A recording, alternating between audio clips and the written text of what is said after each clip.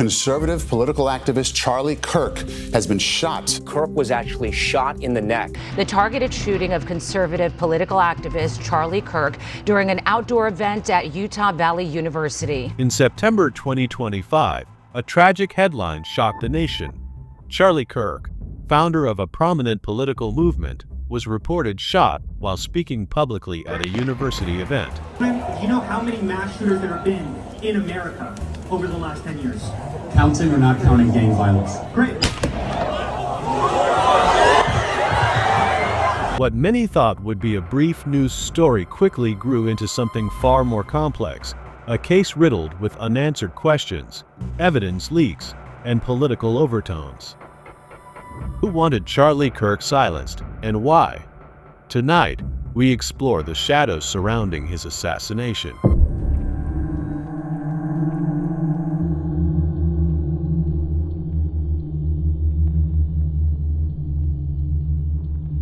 Charlie Kirk wasn't just a public figure, he was a lightning rod.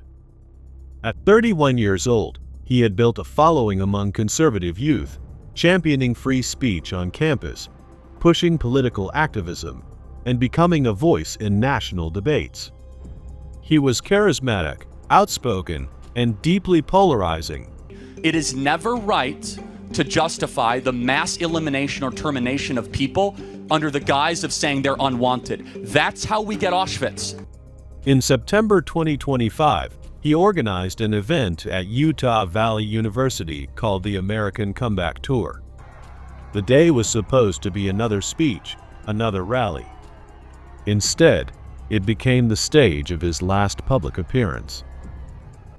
Security at the event was reportedly extensive: metal detectors, police presence, crowd control, all measures intended to ensure safety. But those protections weren't enough. Charlie Kirk, the 31-year-old founder of Turning Point USA, was speaking to thousands of students at an outdoor event when he was killed by a single gunshot. On September 10, 2025, witnesses say that during Kirk's speech, a single shot rang out. He was struck in the neck. Investigators later revealed the bullet came from a rooftop nearly 160 to 175 yards away, believed to have been fired with a bolt-action rifle. The precision stunned experts. Panic spread through the crowd, security rushed attendees to safety, and emergency teams attempted to save him. But Charlie Kirk was pronounced dead shortly after. I saw Charlie's neck and the blood, and I just knew instantly that there was no chance that he was going to survive. What remained was a chilling crime scene: shell casings, discarded materials, and vantage points under heavy investigation. Weeks later, in October 2025, authorities announced the arrest of 22-year-old Tyler James Robinson. We got him. On the evening of September 11th, a family member of Tyler Robinson reached out to a family friend who contacted the Washington County Sheriff's Office with information that Robinson had confessed to them or implied that he had committed the incident. He now faces multiple charges, including aggravated murder, obstruction of justice, and use of a firearm in a violent crime. Prosecutors have even signaled intent to pursue the death penalty. Investigators claim that DNA linked Robinson to the rifle, a screwdriver, and a towel used to conceal the weapon. Cell phone data also pointed to burner phones tied to the planning.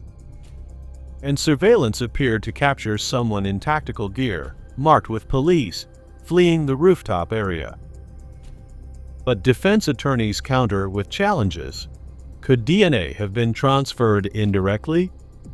Were the messages prosecutors cite, statements about holding people accountable, truly a motive, or words taken out of context? The case, already highly charged, became a legal and political battleground. Radical left political violence has hurt too many innocent people and taken too many lives. Reconstructing the shot has been one of the most complex tasks. Investigators studied bullet trajectory, wind, and distance to understand how a single round hit with such deadly accuracy. The precision suggests planning, practice, and possibly assistance. But nothing has been definitively proven. Security lapses also drew scrutiny. How did someone gain access to a rooftop with a rifle? Were those buildings secured? The gaps raised questions of whether this was a lone wolf or something bigger. As with any high-profile assassination, theories exploded. Some frame it as a political attack, pointing to Charlie's polarizing presence. Others suggest a personal vendetta, financial dispute, or even inside help. Prosecutors argue Robinson acted alone, but skeptics ask, could a 22-year-old truly plan and execute such a precise assassination without assistance? Was he part of something larger, or simply a convenient suspect?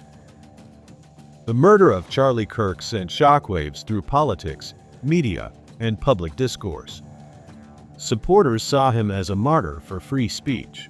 Critics warned the nation had crossed into a dangerous era of political violence. The symbolism of a shooter disguising themselves in law enforcement gear only deepened the unease. As of now, Robinson's trial is still pending. Prosecutors build their case while the defense fights every piece of evidence.